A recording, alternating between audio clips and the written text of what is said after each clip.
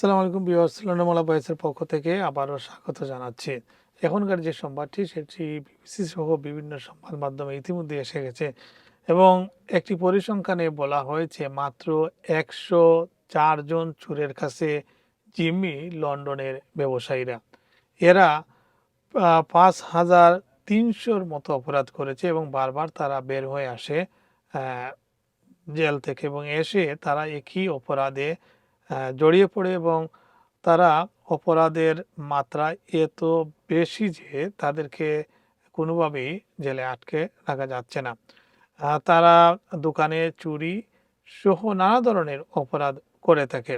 বিশেষ করে ব্যবসায়ীরা হোম অফিস এবং বিচার মন্ত্রণালয়ে তারা দাবি জানিয়েছেন এদের ব্যাপারে দ্রুত ব্যবস্থা নেওয়ার জন্য। একইভাবে পুলিশও ফাস্ট ট্র্যাকে তাদের বিচার করার জন্য হোম অফিসের প্রতি আহ্বান জানিয়েছে। আজকের এই সংবাদটি আমরা কিছুক্ষণ আগে পেয়েছি এবং সেখানে মেট পুলিশের তথ্য অনুযায়ী 104 জনের প্রত্যেকেই কারাদণ্ডে যাওয়ার আগে অন্তত 31 বার করে তারা আইন ভঙ্গ করেছে। তাদের অপরাধের একটি বড় অংশ ছিল দোকান থেকে চুরি বা শপলিফটিং। লন্ডনে শনাক্ত হওয়া সন্দেহভাজনদের জড়িত মামলাগুলোর প্রায় 1/3 ছিল এদের এই ধরনের অপরাধ। উদ্বেগের বিষয় হলো অভিযুক্তদের মধ্যে মাত্র 3 জন ছাড়া বাকি সবাই অভিযোগ গঠনের পরও অপরাধ চালিয়ে গেছে। এই পরিস্থিতিতে Met police, British retail consortium, retail trust যৌথভাবে হোম অফিস এবং বিচার মন্ত্রণালয়ের কাছে চিঠি দিয়ে দাবি জানিয়েছে যে পুনরাবৃত্ত অপরাধীদের বিরুদ্ধে অভিযোগ গঠনের 72 ঘন্টার মধ্যে হাজির করার ব্যবস্থা করা হোক।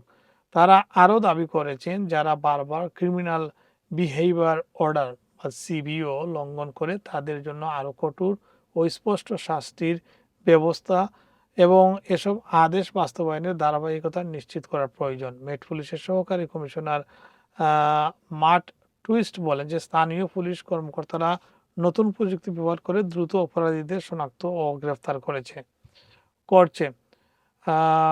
মেট পুলিশের অপরাধ সংক্রান্ত তথ্য অনুযায়ী মে 2025 পর্যন্ত এক বছরে লন্ডনে নথিভুক্ত 1,01,924টি শপলিফটিংয়ের ঘটনা অর্থাৎ দোকান চুরির ঘটনার মধ্যে মাত্র 6,939টি অর্থাৎ মাত্র 6.8% মামলার নিষ্পত্তি হয়েছে।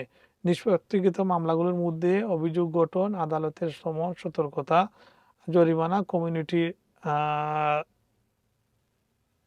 কমিউনিটি রেজুলেশন অথবা অন্যান্য অপরাধের সঙ্গে একত্রে বিবেচনা করার মতো পদক্ষেপ অন্তর্ভুক্ত করা হয়। তো এ ছিল ব্যবসায়ী, পুলিশ এবং যারা স্থানীয় মানুষ তাদের অভিযোগ।